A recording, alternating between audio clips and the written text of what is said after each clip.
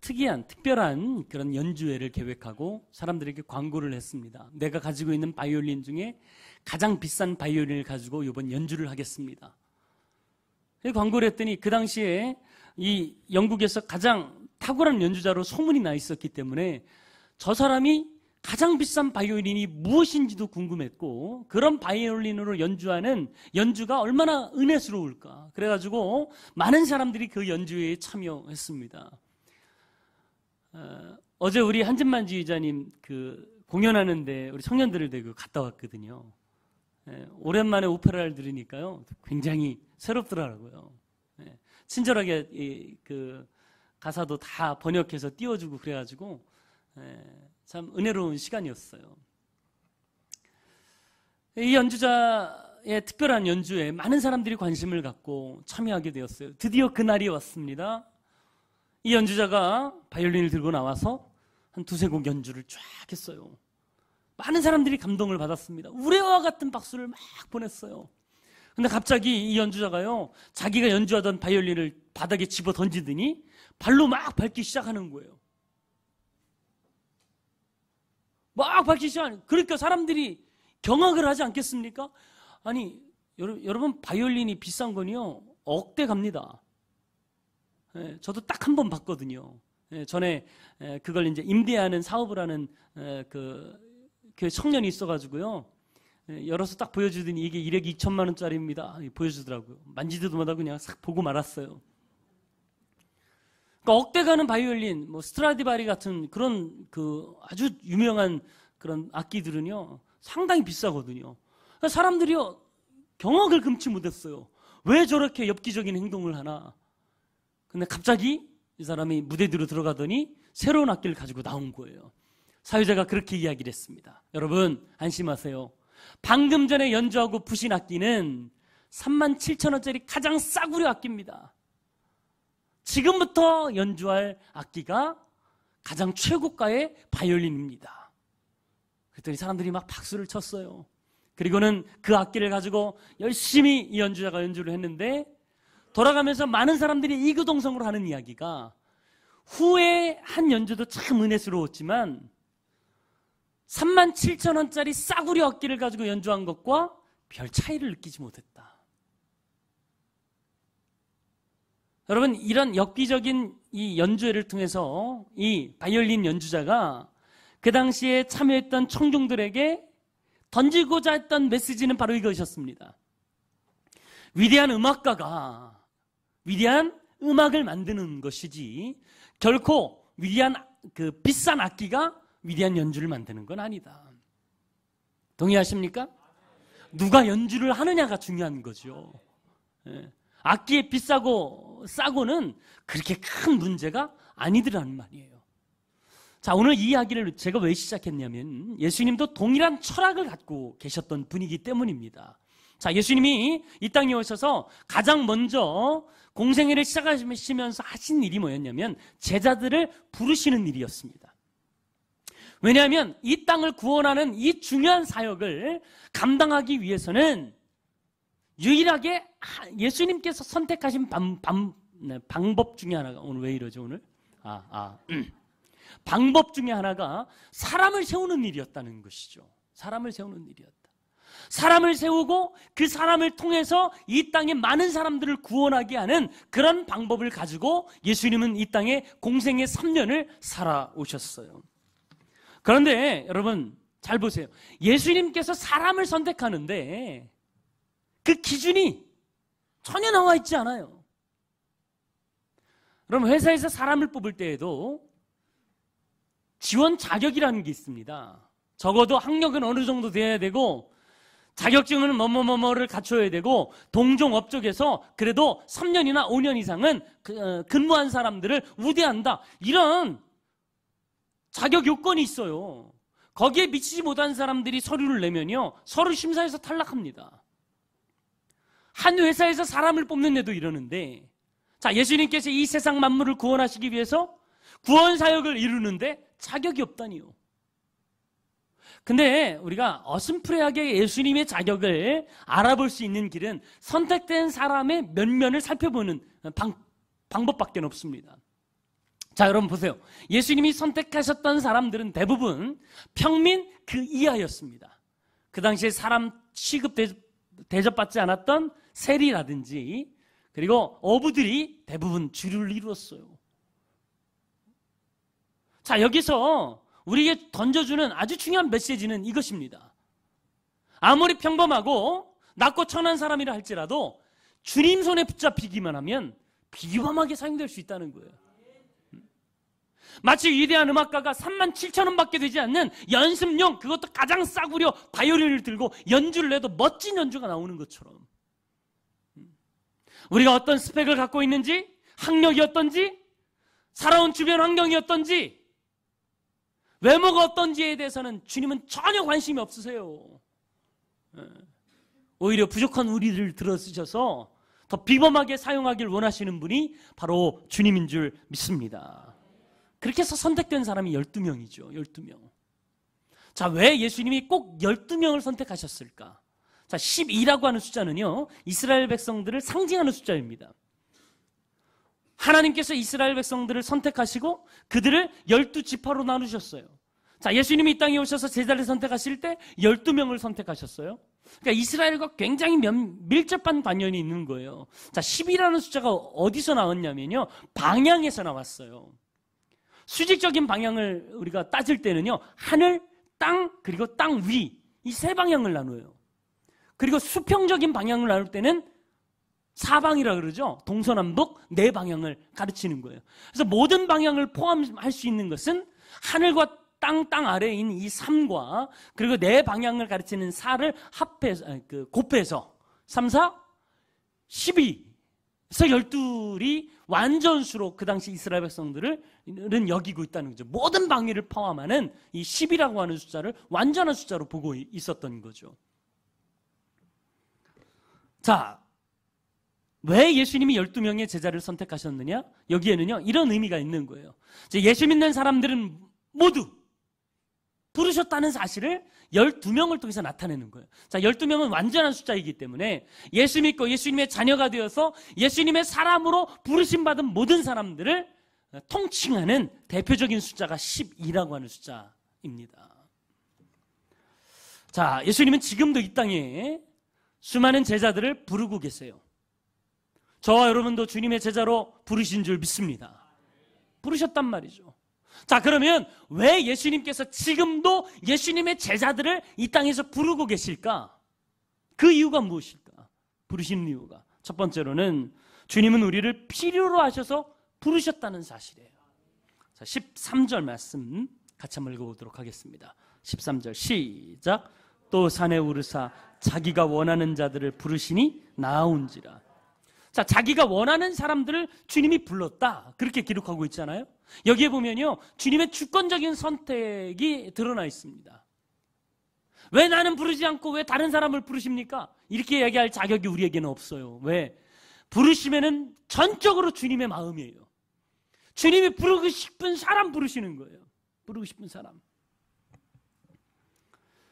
아까도 얘기했지만 주님이 부르실 때 자격이 열거되어 있지 않았잖아요. 어떤 사람 부르겠다, 학력이 어느 정도 되는 사람 부르겠다, 이런 자격이 전혀 없어요. 그런데 여러분, 중요한 것은 이것입니다. 주님이 제자를 선택하실 때 적어도 세상의 기준하고는 달랐다는 거예요. 세상에서는 잘 배우고 그래도 환경이 괜찮고 좋은 사람 선택해서 부르시지만 주님은 그런 기준이 없어요. 주님은. 자, 그 이유를 우리가 좀 살펴보면 16절을 한번 보십시다. 16절. 자, 제자들의 모습을 보면 훨씬 더 자세하게 나옵니다. 자, 16절 보면 제자 베드로를 부르실 때 베드로에게 별명을 붙여주십니다. 원래 베드로가 이름이 베드로가 아니었습니다. 시몬이라는 이름을 갖고 있었어요. 자, 읽어볼까요? 시작.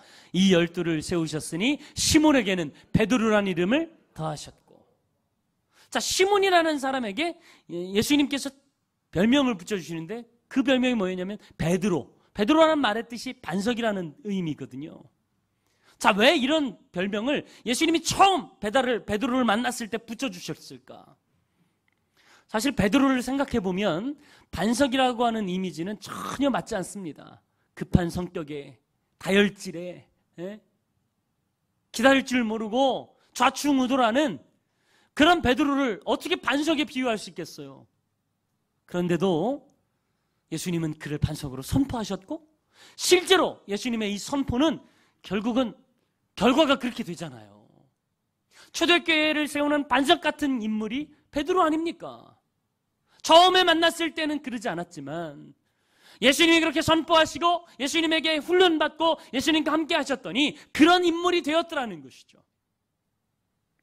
그러니까 예수님은요, 지금의 모습보다는 그의 가능성을 보고 그를 선택하시는 거예요. 그를.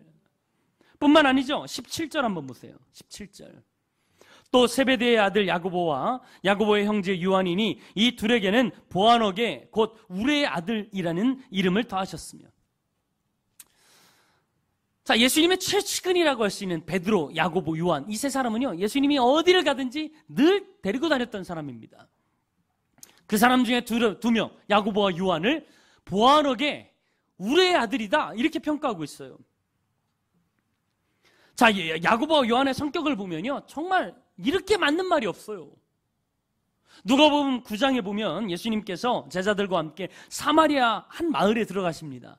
근데 그 마을 사람들이요, 예수님이 들어오는 걸 반대해요. 그걸 문전박대합니다. 마을 입구에서 쫓아냅니다. 그때 이 야고보와 요한이 예수님에게 무슨 말을 하는지 아십니까? 예수님, 하늘에서 불을 내려가지고 저 마을 사람들 다 불태워서 멸해버립시다. 그렇게 얘기했던 사람이 야고보와 요한이에요. 성격이 얼마나 불같았는지, 천둥번개, 이게 이 사람들에게 너무도 딱 맞는 말이에요.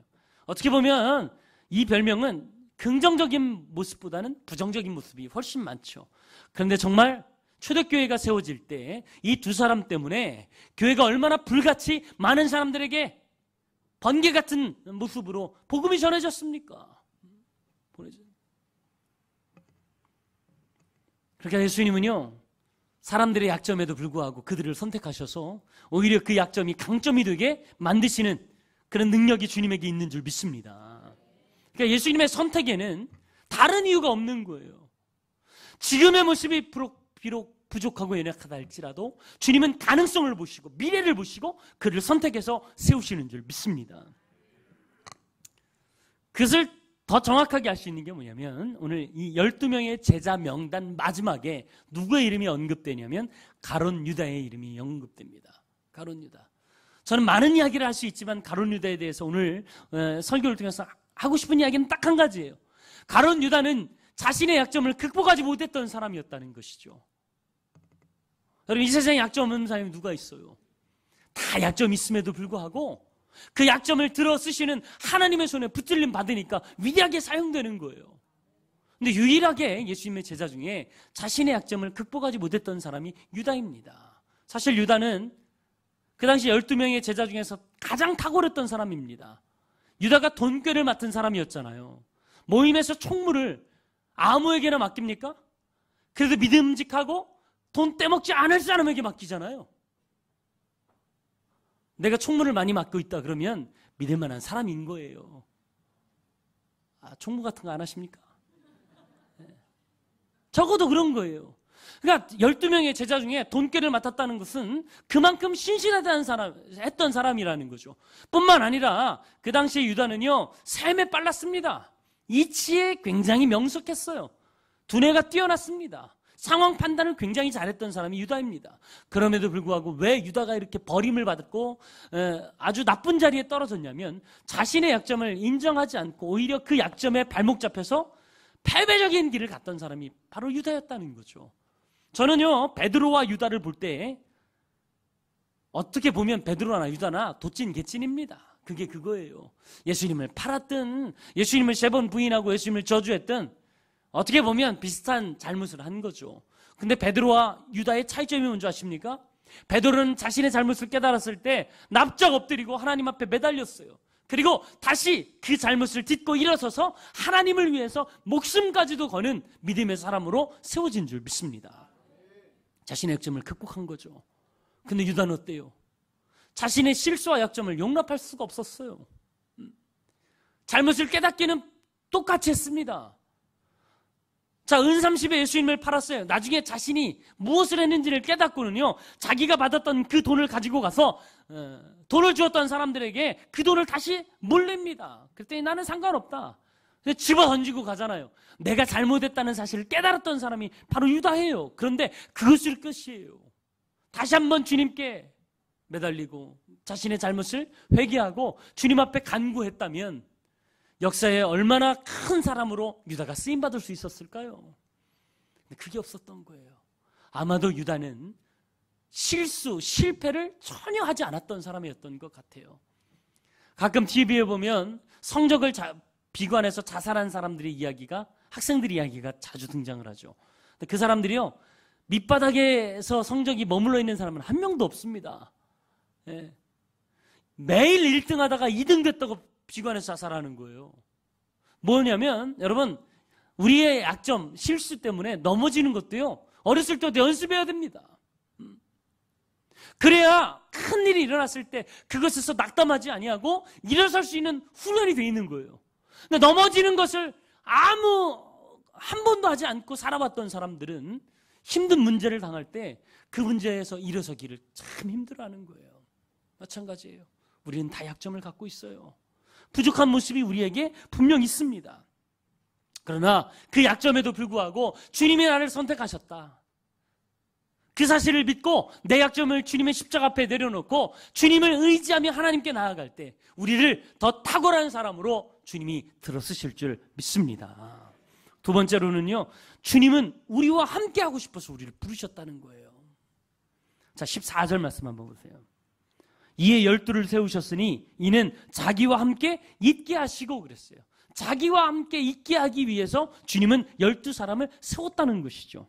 자, 자기와 함께 있게 하시고, 이 말을 원문 그대로 해석해보면 자기와 함께 있도록 하기 위해서 그렇게 번역할 수 있어요.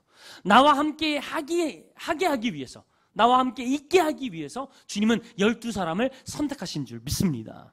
왜 있고 싶어 할까요? 이유는 두 가지예요. 하나는 친해지고 싶다는 거예요.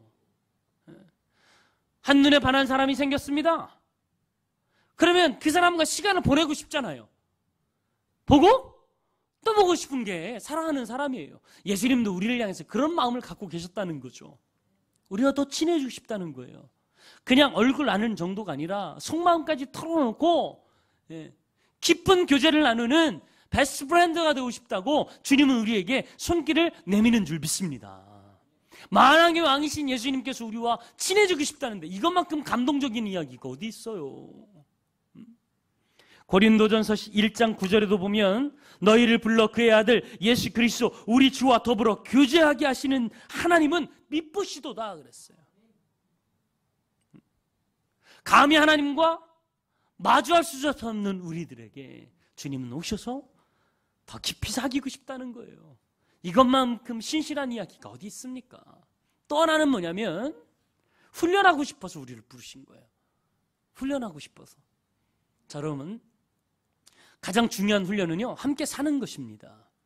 예수님은 3년 동안 제자들을 부르셔서 그들과 함께 삶을 공유하면서 합숙 훈련을 하셨어요. 그러면서 제자들은 귀신을 어떻게 쫓아내는지, 병든 자를 어떻게 케어해야 되는지, 어렵고 힘든 사람들을 어떻게 돌봐줘야 되는지, 어떤 말씀으로 그들을 먹여야 되는지, 무엇이 하나님의 나라를 이 땅에 세우는 것인지를 철저하게 배웠어요. 성경 공부하고 강의 받아 적은 게 아닙니다. 삶을 통해서 이게 자연스럽게 이루어지는 거예요. 가장 중요한 배움은 삶을 통해서 배우는 게 가장 중요한 배움이에요. 그래서 우리의 자녀들은요, 부모의 그림자를 보고 배운다 그러지 않습니까? 그림자를 보고. 예수님도 마찬가지였어요. 3년 동안 제자들과 함께 삶을 나누면서 그 기회를 제자들을 훈련하는 일에 몰두하셨어요. 그런데 지금 문제는 뭐냐면 예수님이 지금 우리와 함께 하시지를 않잖아요. 그럼 우리는 어떻게 훈련받아야 될까? 다른 거 없어요. 딱 두 가지예요. 하나는 말씀이고 하나는 기도예요. 자, 2000년 전에 이 땅에 오셔서 제자들과 함께 계시면서 하셨던 그 말씀이 오늘 우리의 손에 들려진 이 성경 말씀을 통해 우리에게 전달된 줄 믿습니다. 그래서 우리는 이 말씀을 통해서 하나님의 음성을 듣고 하나님의 뜻과 계획을 깨달아 할 수 있는 거예요. 그래서 우리는 매번 매 순간 하나님의 말씀을 가까이 하고 하나님의 말씀을 듣고 하나님의 말씀을 묵상하는 일에 최선을 다해야 될 줄 믿습니다. 그럴 때 우리는 훈련받을 수 있는 거예요. 또 하나는 기도예요. 기도는 하나님과 대화하는 것입니다. 그럼 대화라고 하는 것은 사람들과 이야기를 나누어 보면 저 사람이 어떤 생각을 갖고 있는지, 무엇을 좋아하는지, 어떤 것을 목표로 하고 있는지를 알 수 있어요. 마찬가지예요. 우리가 하나님께 기도하고 하나님께 더 깊이 기도하며 나아가면 하나님의 마음을 알게 되고, 그래서 주님의 뜻을 그대로 깨달아 알 수 있는 거예요. 그래서 우리가 이 말씀과 기도를 꾹 꽉 붙잡고 믿음의 훈련을 받는 저 여러분 되길 간절히 바랍니다. 내일부터 시작되는 이 특별 새벽 기도회가 이런 기회가 될 줄 믿습니다. 자, 마지막으로 세 번째가 뭐냐면 주님은 우리를 전도하는 일을 위해서 부르셨다는 거예요. 자, 14절 한 번 더 읽겠습니다. 14절 같이 읽습니다. 시작. 이에 12를 세우셨으니 이는 자기와 함께 있게 하시고 또 보내사 전도도 하며. 할렐루야. 여러분, 하나님이 우리를 부르신 이유, 하나님의 뜻대로 우리를 부르시고 우리와 함께하기 위해서 우리를 부르신 이유가 뭘까요? 그냥 함께하는 것 자체에 목적이 있는 건 아니에요. 우리와 함께하셔서 우리를 훈련시키셔서 우리를 전도하는 일에 쓰임받게 하기 위해서 우리를 부르신 줄 믿습니다. 궁극적인 목적은 전도를 위한 것이었어요. 여러분, 왜 전도를 위해서 우리를 부르셨냐면 하나님께서는 이 땅을 변화시키는 가장 확실하고 중요하고 유일한 방법을 전도라고 세우셨거든요. 그 일을 위해서 우리를 부르신 거예요. 자, 전도를 위해 우리를 부르셨다면 전도할 수 있는 능력도 우리에게 주시지 않겠냔 말이죠. 자, 15절 말씀. 귀신을 내쫓는 권능도 가지게 하려 하심이려라. 여러분, 왜 귀신 내쫓는 권능을 예수님께서 제자들에게 주신 줄 아십니까?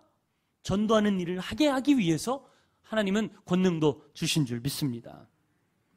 그러니까 예수님은 세상을 변화시킬 수 있는 주님의 유일한 방법으로 전도를 선택하셨고 그 일을 위해서 제자들을 불러 훈련시키시고 세우신 줄 믿습니다. 마태복음 28장에도 보면 예수님께서 제자들에게 마지막으로 이런 도전을 하고 계시죠. 너희는 가서 모든 족속으로 제자를 삼아라. 그리고 사도행전 1장 8절에도 보면 성령이 임하시면 권능을 받아 예루살렘부터 시작해서 유대와 사마리아와 땅끝까지 걸쳐서 주님의 증인이 될 것이라고 우리에게 명령하고 있어요. 여러분, 전도만이 이 세상을 바꿀 수 있는 유일한 길임을 믿으시길 바랍니다. 자, 그런데 우리가 여기에서 좀 명심해야 될 부분이 뭐냐면 내가 훈련받았다고 하나님의 뜻을 알았다고 해서 그 사람이 다 하나님의 뜻에 맞게 쓰임받느냐? 그건 아니더란 말이에요.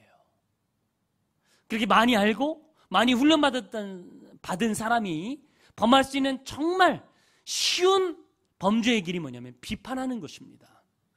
나는 이렇게 하는데 왜 이렇게 안 해? 너무 쉽게 그렇게 말하면 안 돼요. 나라를 향해서도 마찬가지입니다.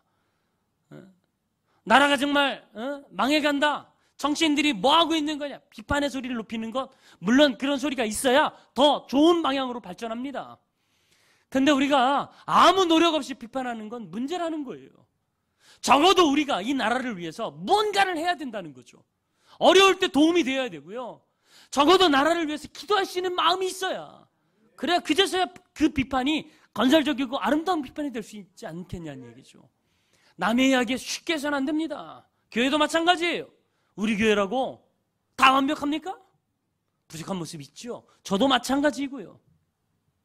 그러나 우리가 교회가 부족하고 그런 모습이 교회 안에 있다 할지라도 뜻없이 그런 사람들을 비판하고 그런 사람들을 이렇게 욕하는 것 자체가 어떻게 보면 사람들의 마음을 무너지게 만드는 요소일 수 있다는 거예요. 그렇다고 해서 아무 말 안 해야 되느냐? 그건 아니에요. 더 발전하려면 비판도 필요합니다. 그러나 여러분, 중요한 건 그거예요. 비판하기 이전에 내가 먼저 그것을 노력하며 살아야지. 우리 교회가 정말 교회다운 교회 되기 위해서는요, 가장 중요한 게 내가 먼저 바뀌어야 됩니다. 내가 먼저 하나님의 제자가 되어야 되고요, 내가 먼저 전도자가 되어야 되고, 내가 먼저 교회를 위해서 기도하는 사람이 되어야 될 줄 믿습니다. 그런 후에 이야기하십시오. 그런 후에. 우리 교회가 사랑이 부족하다고요? 내가 먼저 사랑하면 되잖아요. 기도가 식었다고요? 내가 먼저 기도해야 되는 거예요. 내가 먼저.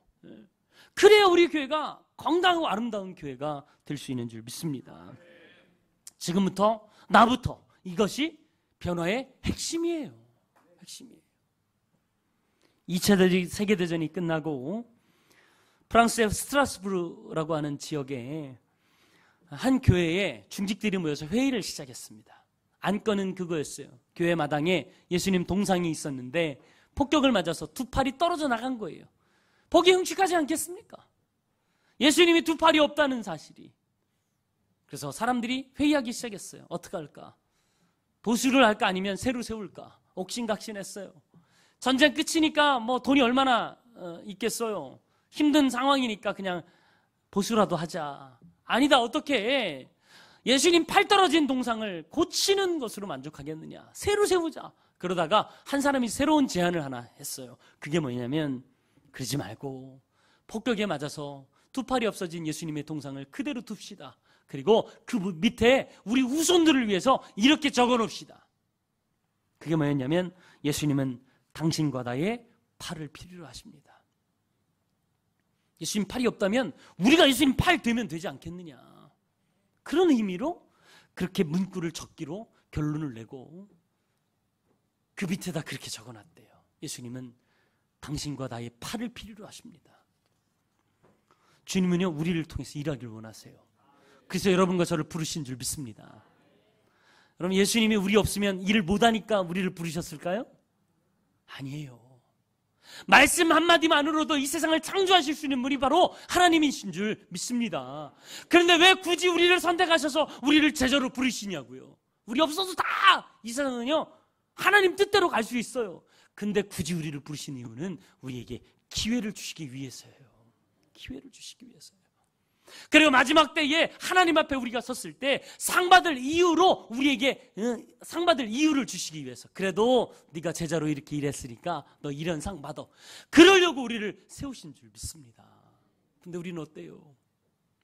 주님의 발이 되어서 열심히 주님을 위해 헌신하고 노력하기보다는 내 자신의 아니만을 위해서 생각하며 그렇게 살 때가 얼마나 많이 있었습니까? 이기적인 욕심으로 내 자신만을 돌아볼 때가 얼마나 많이 있었냐는 얘기예요. 여러분, 주님이 원하시는 건 그런 삶이 아니에요. 지금도 여러분 주변에 얼마나 많은 사람들이 아파하고 힘들어하고 있습니까? 이제 여러분이 주님의 마음을 가지고 주님의 손과 발이 되어서 그런 사람들을 위로하고 세워주고 섬기는 그런 손이 되길 간절히 원합니다. 교회를 세우는 하나님의 손이 되길 간절히 원하십니다. 그리고 전도자가 되어서 정말 예수님을 알지 못하는 사람들을 믿음의 사람으로 세우는 복된 복음의 손이 되길 주님은 지금도 원하고 계세요. 여러분, 그런 주님의 손으로 쓰임받길 간절히 원합니다. 이 사람 함께 찬양하기를 원합니다. 주보혈 날 정결케 하고 이 찬양하고요. 내가 지금까지 살면서 나만을 위해서 믿음 생활을 했던 거 용서하시고 정말 주님의 손이 되어 이 땅을 섬기는 믿음의 사람으로 나를 세워달라고 다시 한번 기회를 달라고 함께 기도하는 귀한 시간 되기를 간절히 바랍니다. 주보혈 날 정결케 하고 주